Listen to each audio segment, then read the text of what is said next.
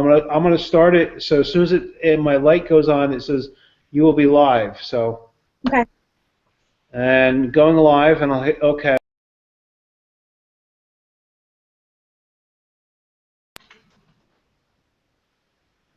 Okay, we are live here virtually, and thank you for those who are going to be joining us. If nobody comes on now and you also start hearing us, it will be recorded on YouTube, and I'll have a YouTube link that I'll share on the Sierra Club, all local the local social media forums. It's right now 7 o'clock, and I don't show any viewers on yet.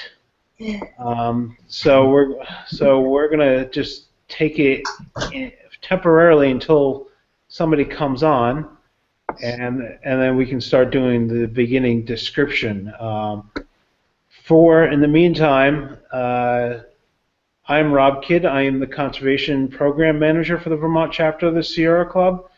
And I'm just going to reference who's on it while we're waiting for some people to come on. Nate Hausman, the Vermont chapter of the Sierra Club Energy Committee Chair and also Executive Committee Chair.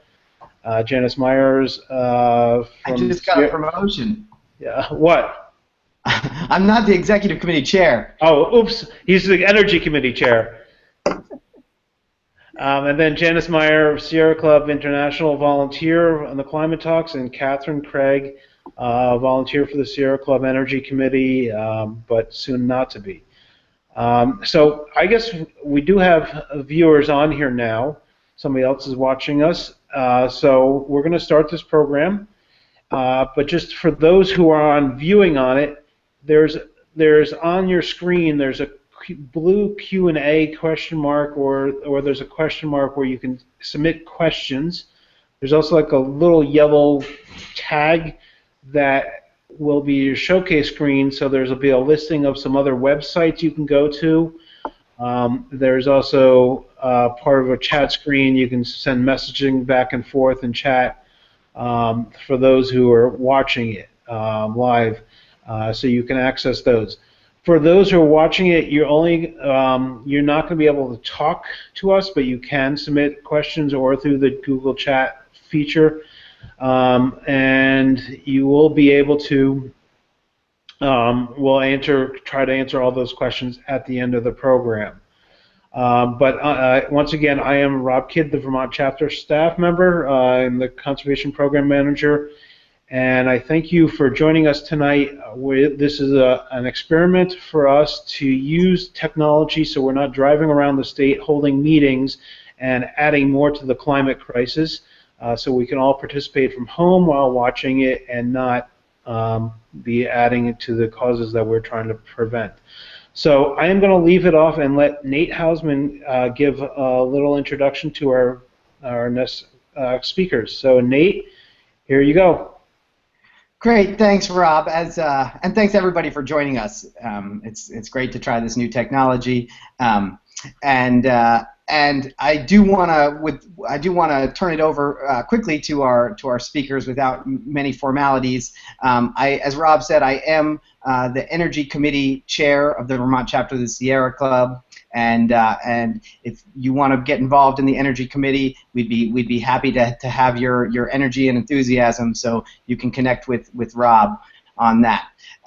So without further ado, let me turn it over to our two speakers. I'll just tee it up for them.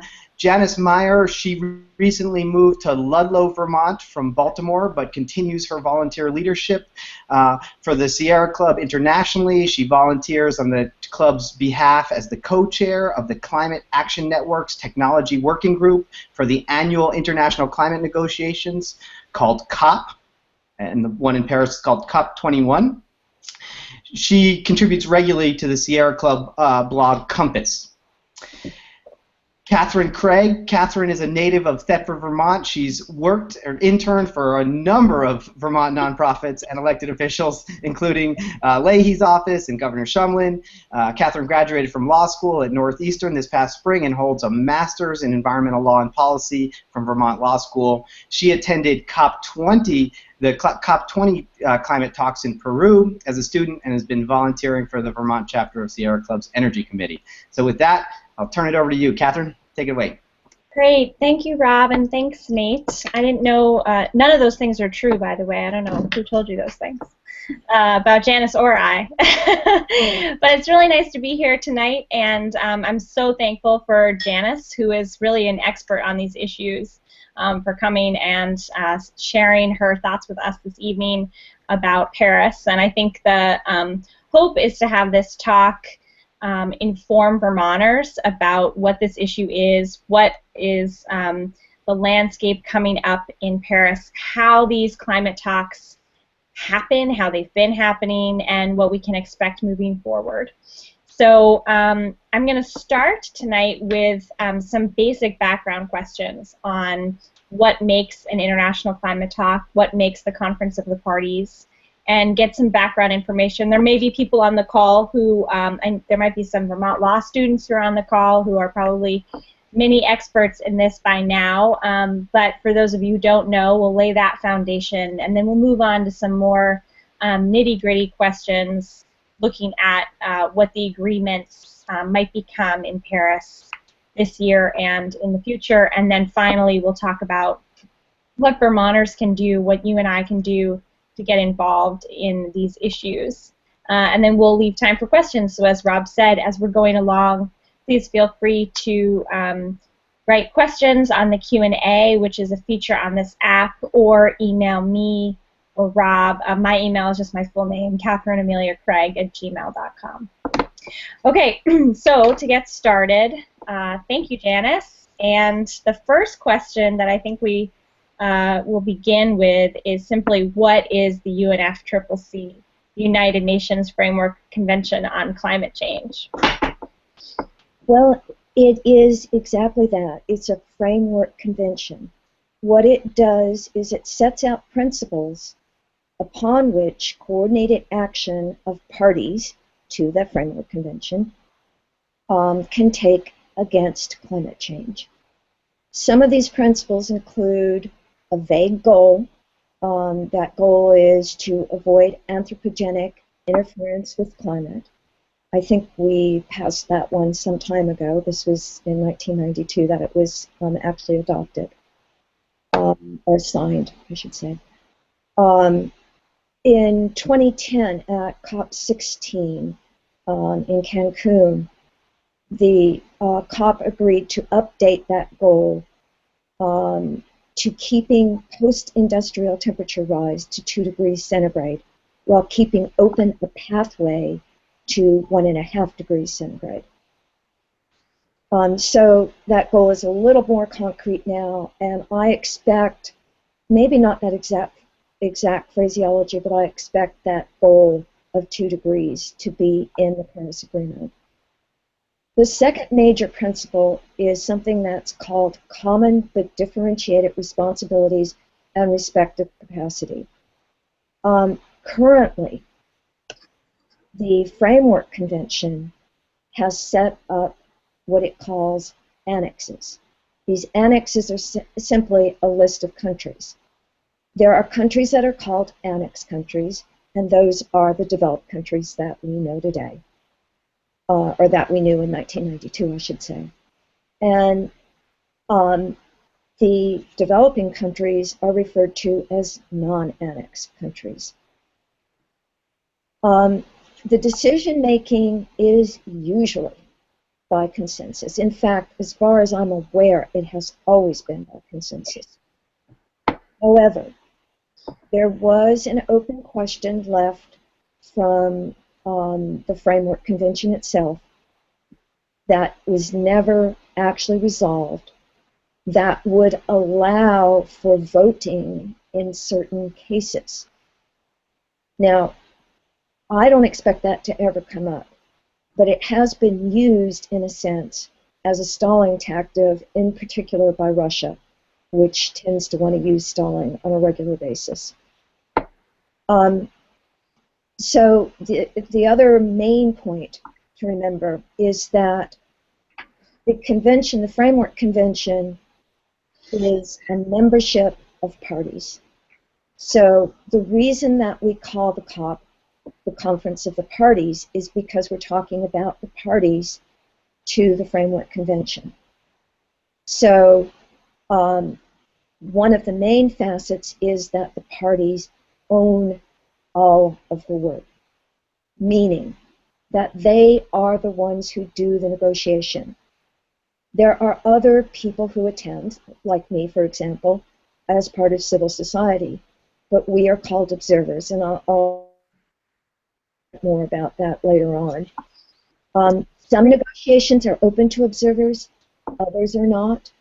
This past meeting that just happened in October, we were essentially put out of all of the interesting negotiations. We were only able to see the open negotiations.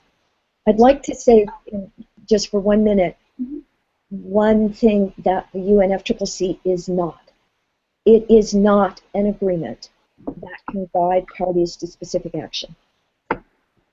It is the COPs that are the vehicles that can allow parties to make agreements by which they can work together for climate action.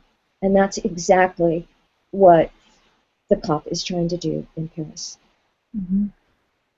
I was just going to ask you, this seems like a good segue to talk about who the stakeholders are at these meetings. So you talked about how countries are represented. So maybe, you know, which countries are there, if you can sum that up, and then, which is hard to do, and then talk a little bit about who attends apart from country delegations.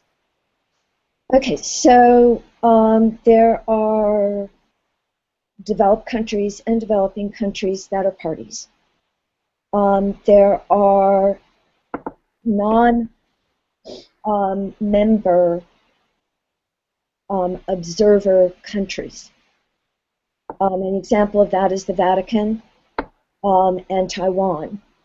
The Vatican, I am not sure why they have not become a member of the convention. In the case of Taiwan, China has blocked it, essentially. Then there are observers, and observers fall into a number of different categories. Usually the IGOs, which are the intergovernmental organizations, things like the IPCC, and other, World Bank groups like that. Those are observer parties, observer organizations. Then there are business organizations that attend these meetings. In fact, business usually sends 2 or 3 times as much as any other observer group. But business is in there big time. Then there are non-governmental organizations. Non-governmental organizations can be a lot of different types. In particular, Sierra Club is a member of the UNFCCC as an environmental non-governmental organization, and we canvass with, meaning we have an umbrella group that is called Climate Action Network, and it's actually Climate Action Network that I work with directly. Great. I think that's super helpful to get a lay of the land there. So you've briefly touched upon this, but I just want to start switching gears to talking about Paris and thinking about what exactly the UNFCCC is trying to accomplish at this upcoming meeting. Okay, well, to begin with, it obviously is always aiming at its main objective, which is to avoid dangerous anthropogenic climate change. In this particular COP, they have the possibility of bringing to fruition an agreement that was foreseen back in 2011 called the Durban Platform. And the Durban Platform essentially said that we needed an agreement that would develop a protocol, another legal instrument, or an agreed outcome with legal force under the convention that is applicable to all parties. So those two phrases, under the convention and applicable to all parties, those are really important. What under the convention means is that all of those principles that I was talking to before, and I just gave you an overview. There are lots of detailed rules, if you like, in the convention itself. But it means that this protocol will be under the convention under all of those principles.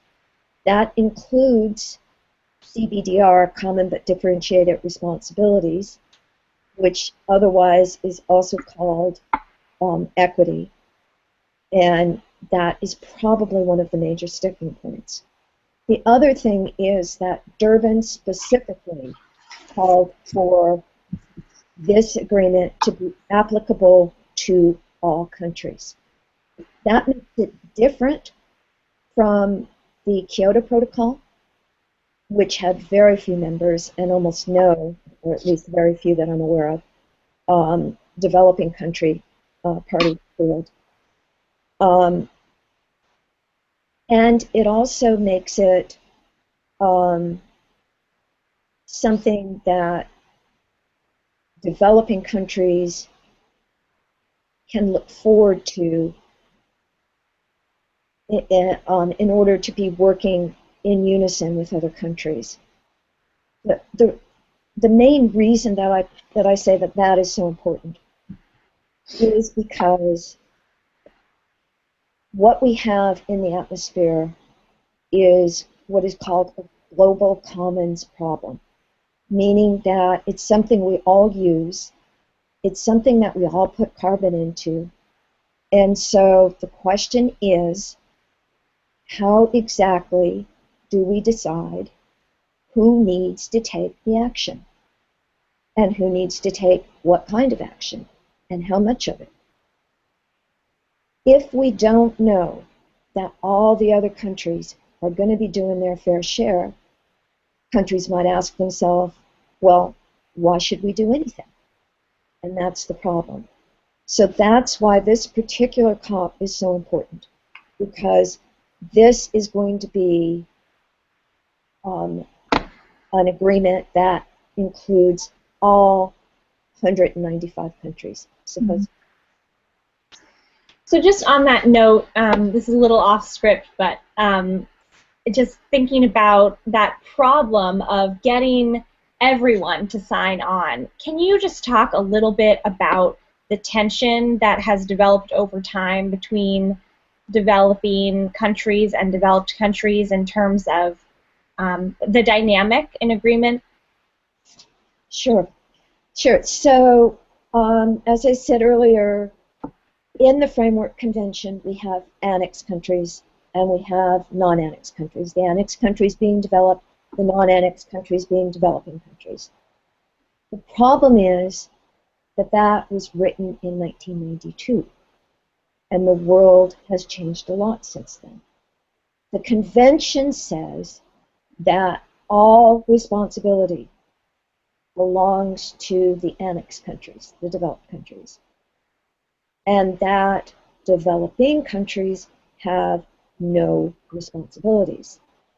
In today's world, that simply doesn't make sense because, for example, we have China, which was a developing country in 1992, so it's non-annexed, but yet it is polluting more than the U.S. and more every day. So it makes no sense to try to have an agreement where a country that pollutes that much would have no responsibility. So that is the main sticking point, in my opinion, for this agreement. How are we going to deal with the equity issue? How are we going to graduate countries? Probably not. but how are we going to deal with that in some way that everyone feels is equitable, which, by the way, is the only way that we are going to get the greatest ambition possible. And that's what we must have to make this work. Mm-hmm. Mm-hmm. So that pretty much brings us to the question of, oh, Rob? Yeah, I want to just make sure people who joined in late that you can enter questions by texting them over. There should be a question and answer box for people to send a message to send any questions if you want. And if you're having problems with that, you can email either Catherine at Catherine with a C, Amelia at gmail.com or rob.kid@sierraclub.org. Yeah, it's Catherine Amelia Craig. Oh, so spell it out for everybody. Sorry. So my email is Catherine, Catherine, Amelia, Amelia, Craig, Craig, @gmail. So anybody can send those questions off to the side, or you can link it on through the Google Hangout. So go back to your presentation, but I just wanted to remind people that they could ask questions, and we'll try to answer them at the end. Great. So now that we know a little bit about what these agreements are and how they have worked in the past, and also who the stakeholders are, let's focus directly on the agenda at Paris. So what's on the agenda for Paris, and why does it matter? Why is everyone putting so much hope and attention onto this coming COP? Okay, well, this goes back to the global commons problem and the trust issue. Because essentially what's happened is that countries are graduating out of non-annex into being more responsible countries. And so that causes some anxiety. And some countries don't want to be graduated. For example, Singapore is a developing country. It's richer than most of the other countries, including the U.S., at least on a per capita basis. And, you know, they're actually pumping out a lot of CO2. So that doesn't make any sense. So essentially, what's on the agenda is those big ticket items.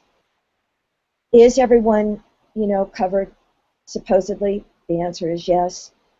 How do we differentiate? One thing that is interesting to note about the negotiations is that all of these countries, developed and developing, form blocks. They form groups of countries that negotiate together, come to common positions, and present their positions as blocks.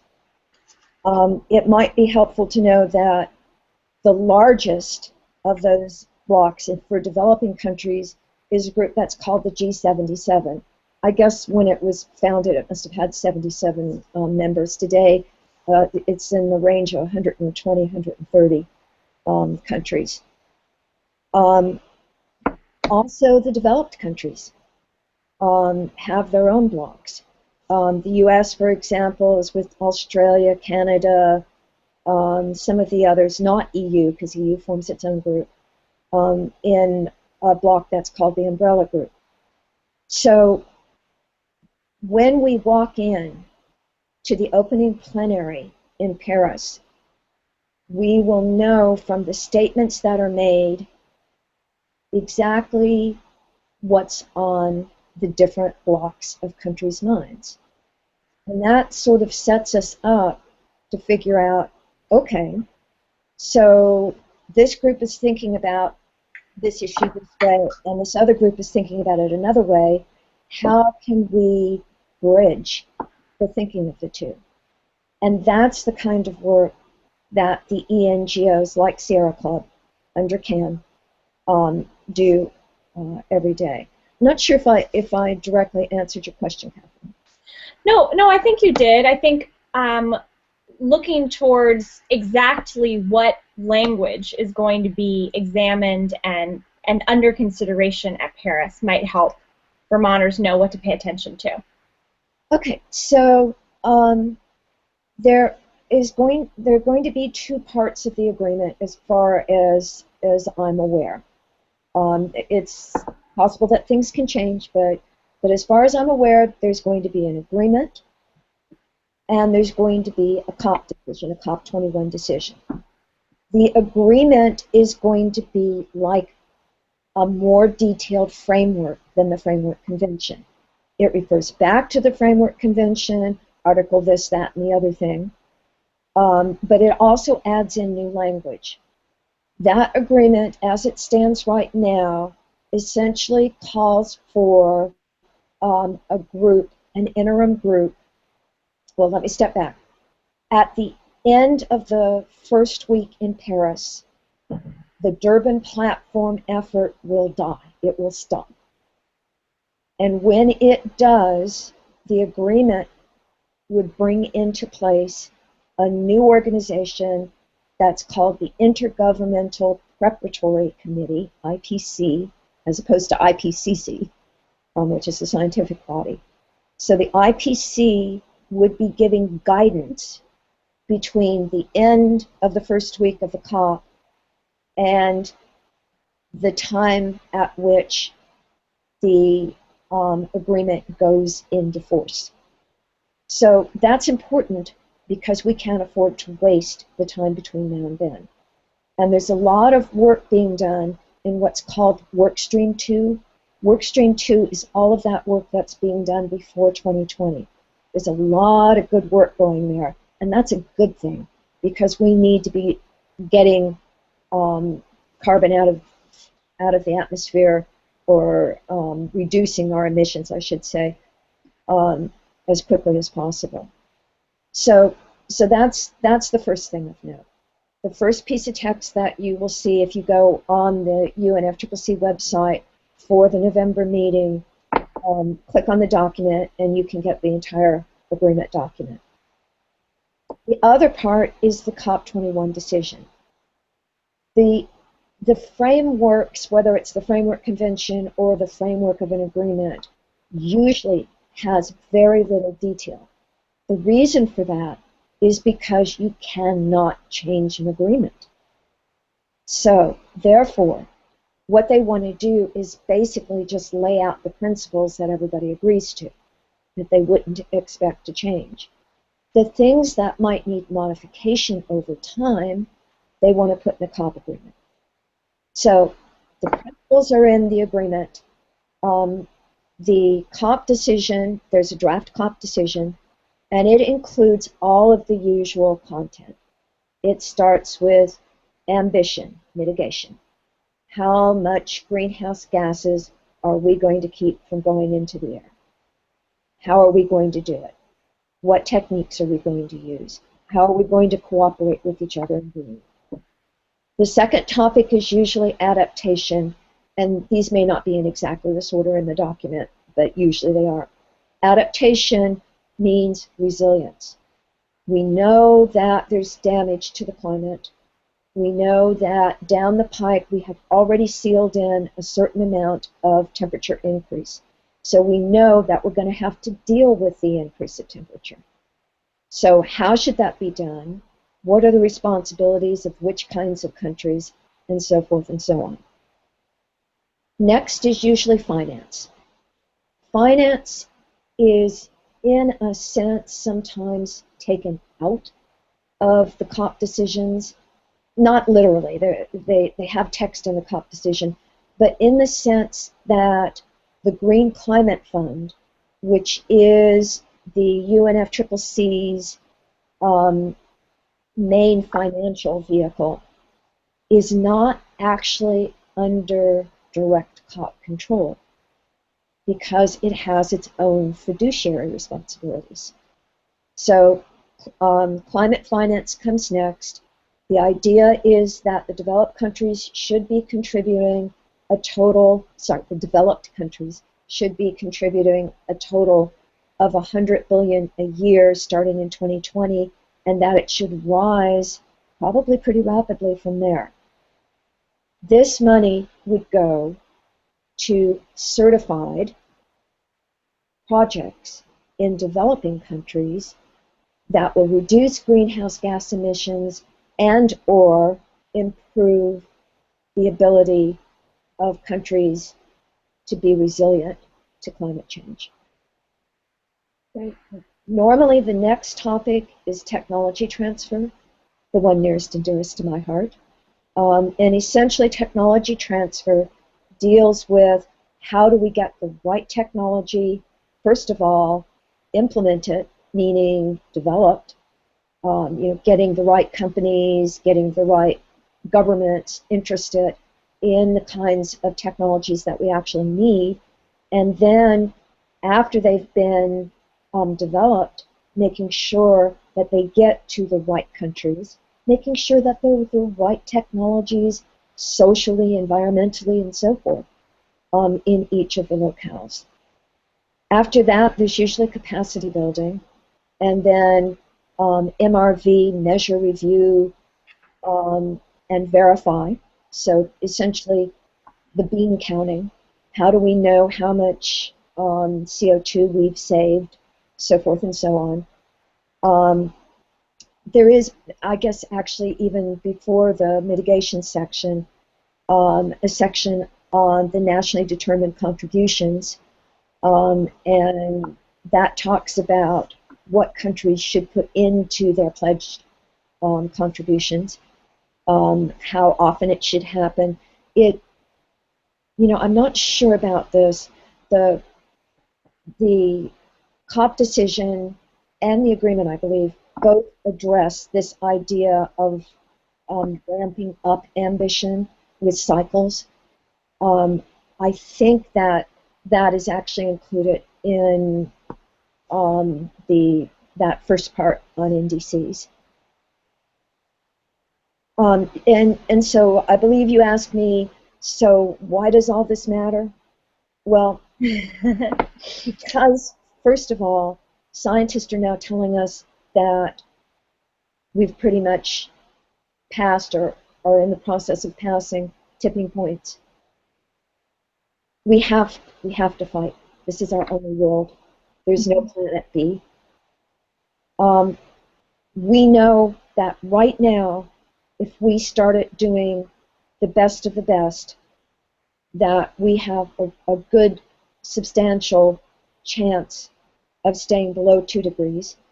Right. There are disputes on some of that.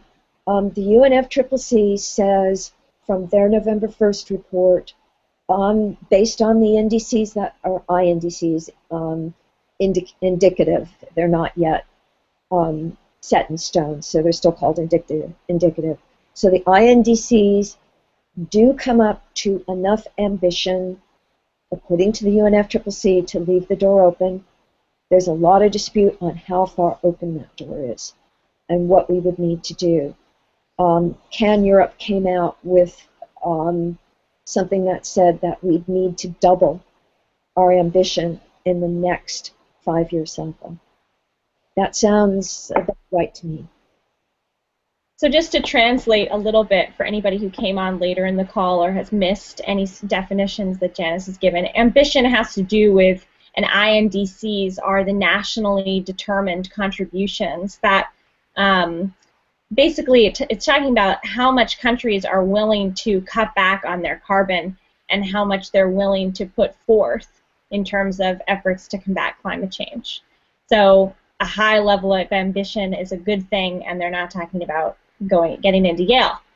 So it's a different calculation, but it's the way in which the conference understands countries' delegations' commitments. And I would add to that, Catherine, that the UNFCCC relies on the IPCC. And of course the IPCC is the #1 scientific organization that's evaluating where we are with respect to climate change. And my understanding is that the document they put out at the beginning of this month was based on scientific work from the IPCC. Mm-hmm. Yeah, and that's the Intergovernmental Panel on Climate Change, which is, as Janice said, a scientific body.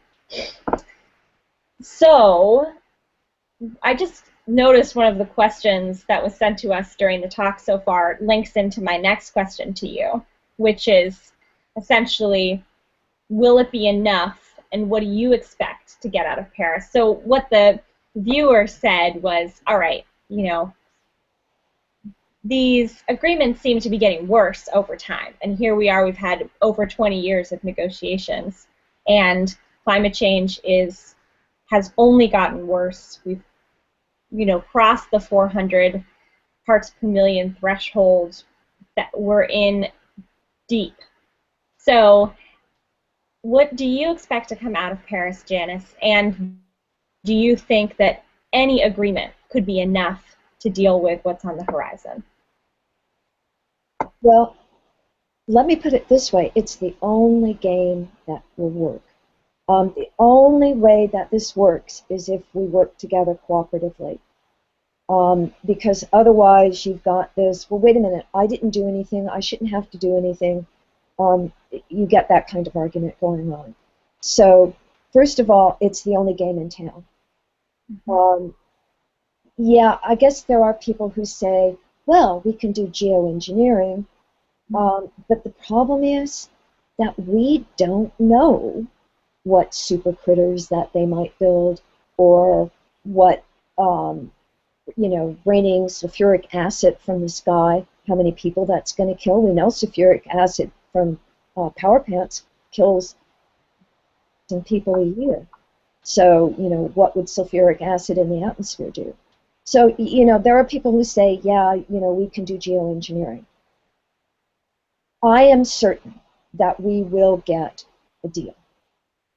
I'm absolutely certain we will get the deal. I would be shocked beyond reckoning if we didn't get a deal.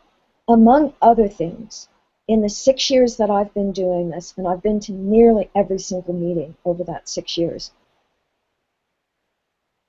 I have never seen the cooperative spirit between parties, the trust between parties that I have this year. Yeah.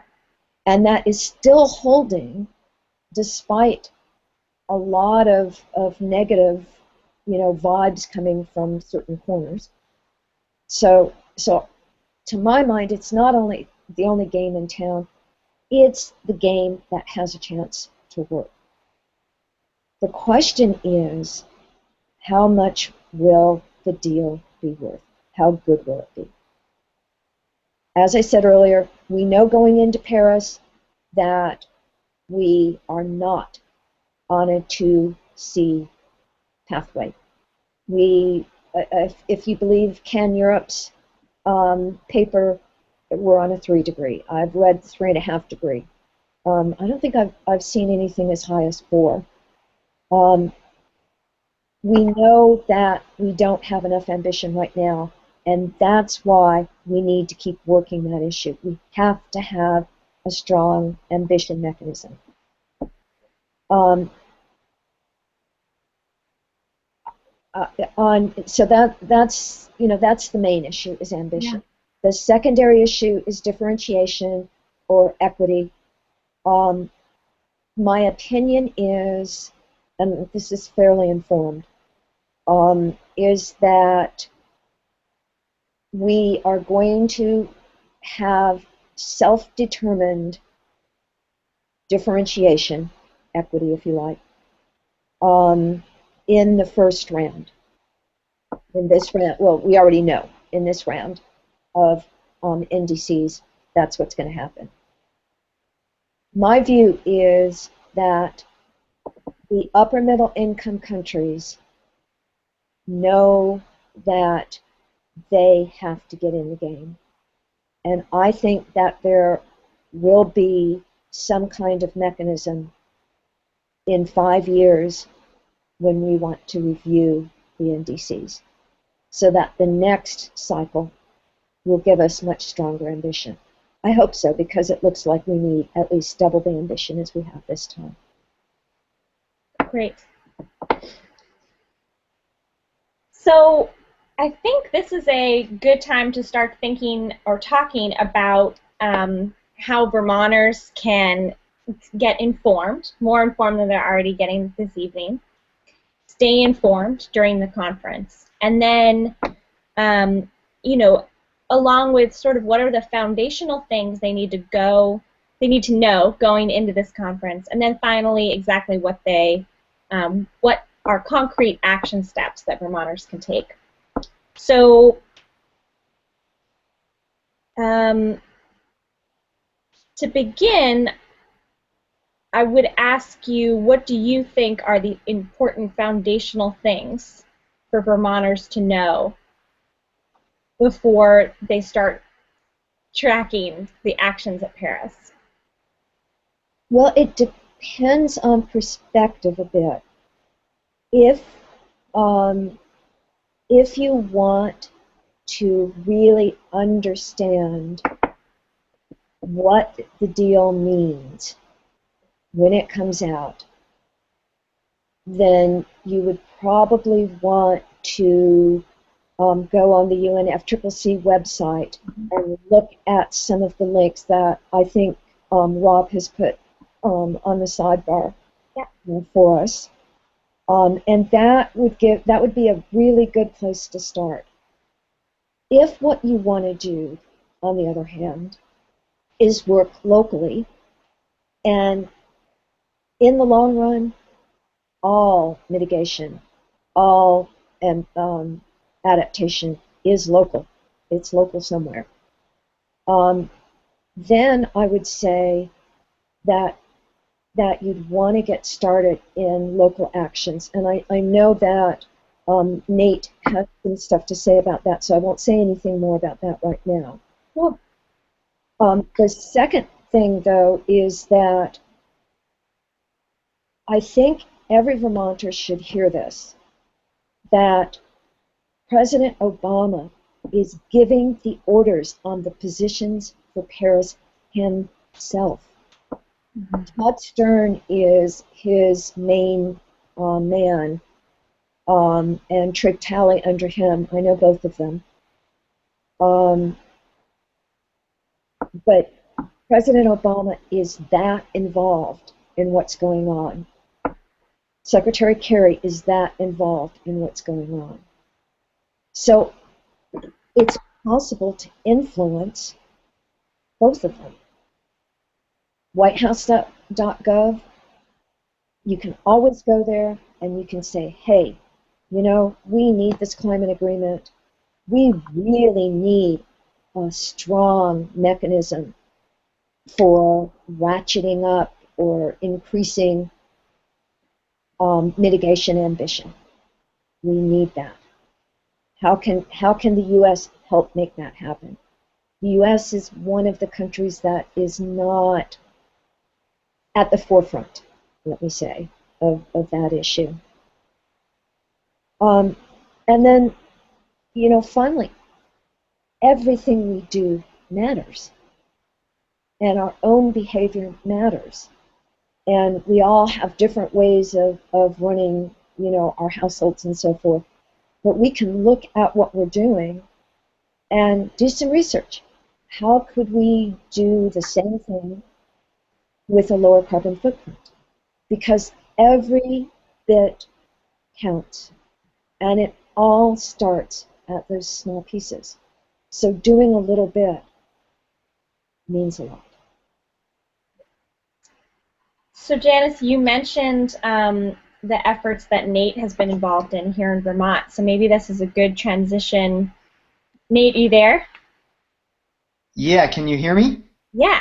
Can you see me? Oh, and see you. Great. So let's see. Nate, can you talk a little bit about the local to global effort that you've been involved in? Yeah, sure. So sure enough, the Sierra Club has a local to global campaign, and as you might imagine, sort of the mantra of the campaign is act locally, think globally. And so the idea is that some of these ambitions seems, Paris seems pretty far away.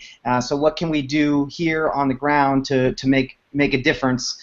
And Sierra Club has generated a campaign around this. The idea is to generate ambition for Paris, build momentum for our cities and towns, and to take action locally that could have a lasting impact and encourage folks, the negotiators and the decision makers in Paris to make strong commitments. So it's called the Local to Global Campaign, as you alluded to, and there's really two prongs to it. There's two action items that we're asking folks to do. One is if you live in a town that has a mayor, you can encourage your mayor to send a letter to President Obama highlighting the work your town's doing and encouraging strong climate commitments in Paris. So the local chapter has encouraged Mayor Haller in Montpelier to send a letter to Obama, and Mayor Haller has in fact signed a letter to Obama. We've also been in touch with Mayor Weinberger in Burlington and making strides in that department as well. So, and even if you don't have a mayor, there's lots of activities that for instance, your town energy committee could engage in to write a letter to Obama. The more encouragement, the more groundswell. As you know, Sierra Club is a grassroots organization, so the idea is that to work those grassroots and to encourage. We know that Obama is committed to this, as Janice noted, but the more political momentum we can build behind the movement, the better. So that's action one. The other is signing on to something called the Compact of Mayors, which is a global coalition of mayors and city officials committing to make greenhouse gas reductions and also to track those. So both to make those commitments, to track those, to do other resiliency and adaptation to climate change, and to publicly make a note of those commitments. So and so that's a tall ask, but there's a number there's a number of cities that have already made that commitment. There's a website. You can actually access all this stuff from the Sierra Club's website, their clubhouse, and Rob Kidd can help get you there if you're having trouble. And you can see all the places that have already made that commitment. So we know for some cities and towns in Vermont, it takes a big commitment and it's a big push to make some of those commitments. But at the very least, towns can start by noting all the progress they've done and sending a letter to the Obama administration saying use of strong climate commitments. So that's a little bit about the Local to Global campaign. I encourage you to check it out on the Sierra Club's website because there's lots more info there, and you can learn more about it. I just want to add on that there's a showcase app on the Google Hangout, like a little yellow tag, and if you click onto that, it'll have the listing of all the different websites that Janice mentioned and the Local to Global initiative that Nate just mentioned, and a couple other helpful links about the Act on Climate. So I just want everybody to be aware of that. If not, if you have any questions, always email me at robb.kidd@sierraclub.org, and then I can get you those documents for those who are watching who can't access it at the particular moment. Great. Thanks, Nate and Rob. That's awesome. I think we have enough time for questions, and a few people have sent questions in.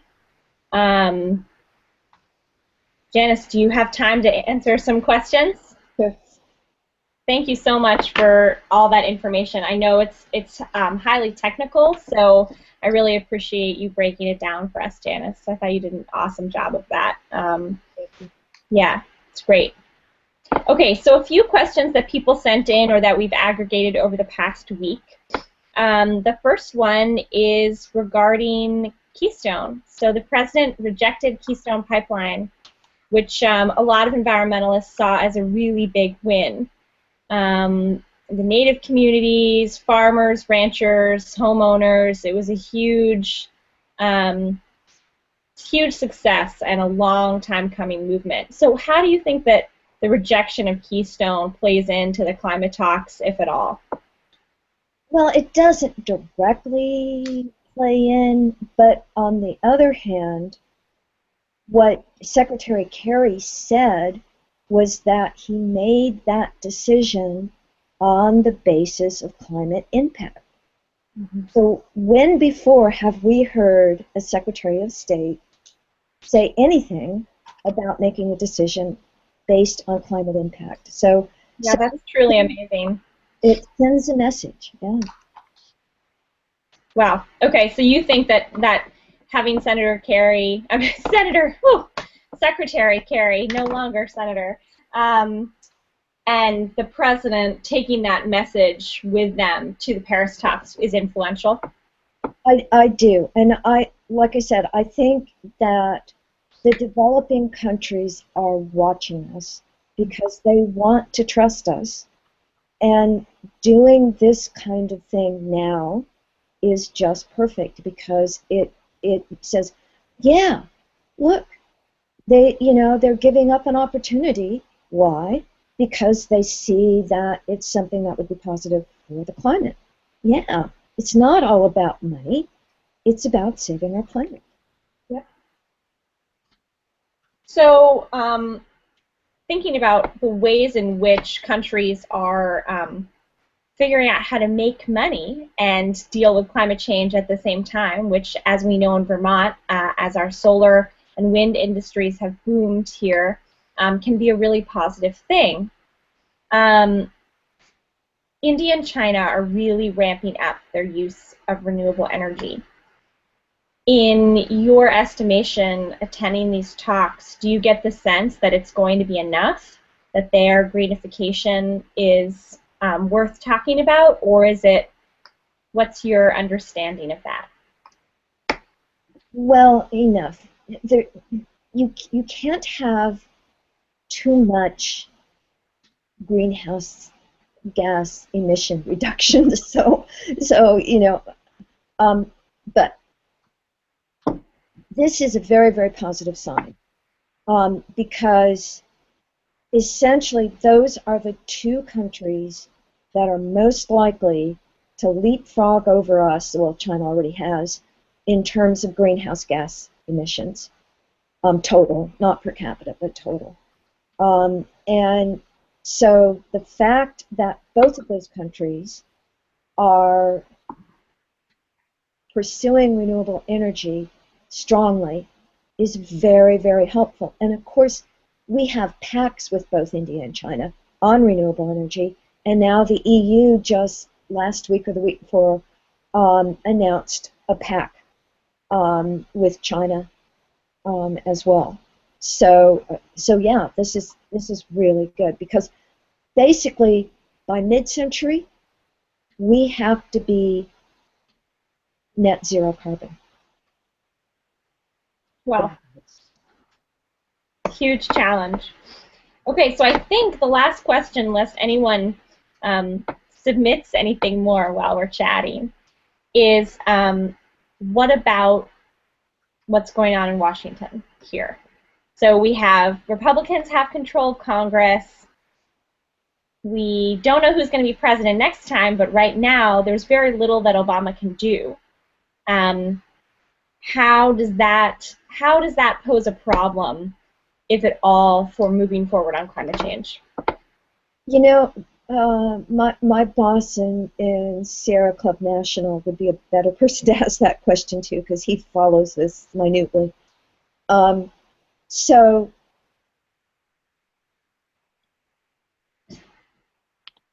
it seems to me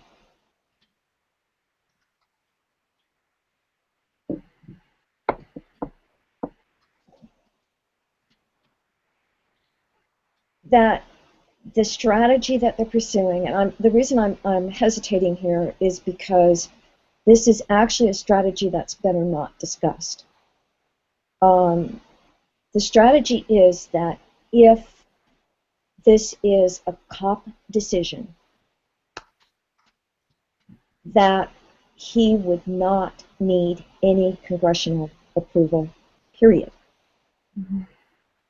Now, that doesn't answer the whole question because, for example, we're supposed to be contributing to the Green Climate Fund. Money always comes from the Congress. Yeah. So now, the last vote on it, and I haven't kept up on this because I've been in Europe, but the last vote that I heard of was that we actually passed some funding for GCF. But that was a preliminary, and I know that there are more rounds coming up. So the money part, the getting the money and putting it into the Green Climate Fund, which is the only way that we're going to get the developing countries off of the bad high carbon path that we took to development, that's problematic. That could potentially be problematic. But somehow, he seems to keep pulling wins when you would think he would lose. So, you know, I'm not sure how he's doing it. I hope he continues. Me too. Well, thank you so much, Janice. I think you've answered all of our questions and then some. I really appreciate you taking all your time. I know you've been traveling a lot this fall, so thank you so much for talking with us. And thank you, Nate, and thank you, Rob. Rob, do you have any final comments, or Janice, any final comments before we break? Well, I would like to say thank you for the attention that you're giving this issue, because it does impact all of us, and so many of us don't know about it. And I see Sierra Club, I see our grassroots coming through, that, you know, we can help our neighbors understand what's going on and what needs to be done. You know, if we know how to fight it, to me, that's scary.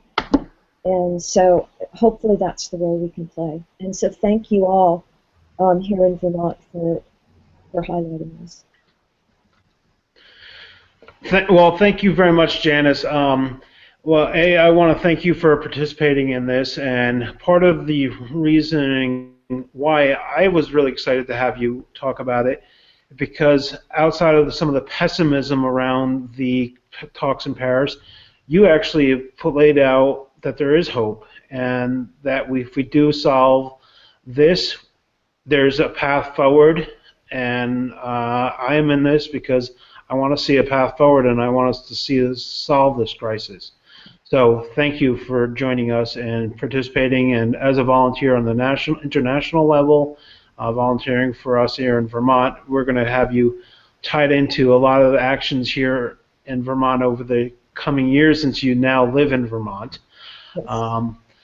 But that just gives my final plug is, anybody who's out listening, the Sierra Club is a very grassroots-based organization led by volunteers. Nate is also a volunteer as the Chapter Energy Committee Chair. Catherine has been a volunteer for us a short while, but she has to leave us because of her new position. Congratulations, but she's going to come back to us soon anyway.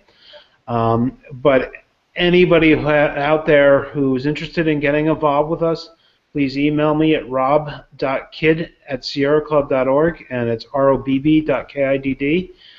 And I can plug you in and involved in some of our campaigns. Also, with this particular technology, anybody else out there have ideas of other events, other speakers? Like I said in the intro, it's senseless that we drive all across Vermont to hold events for the 20 of us, 30 of us who show up at some of these things. We can hold these and maybe attract even more people and use the latest technology to get our message out in a way that's not polluting the planet. So I want to thank Catherine for her involvement in interviewing this and coordinating with Janice. And Nate, if Nate's still on there, does he have any, his picture's still on? So I don't know if he wants to have any parting words, but I guess he doesn't. No, I guess he does. Good. Keep up the good work. Good. So that's it, Nate? That's all I've got. Okay, Have a so good night, all. good night from my end. Janice, do you have any final words? Just thank you again and get the word out. Okay. And Catherine, final word. Thanks, guys. I saw that I missed a few questions on the question board, but I think we largely fit them in. And so I just would encourage those people, if they don't feel like we were able to grasp those questions,